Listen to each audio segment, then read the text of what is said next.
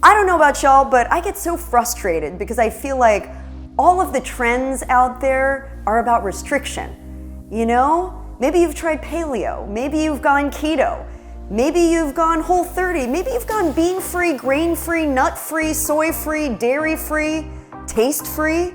I mean, it gets old after a while, right? You just want to eat the things that you love and enjoy them and feel good.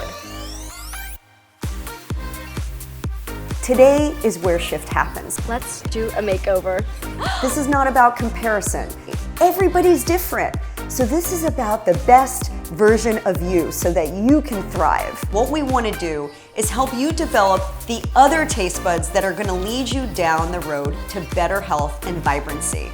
And there's nothing more important to us feeling vital and maybe even turning back the clock. Recondition your taste buds, recondition your body, just like at the gym. So, are you ready?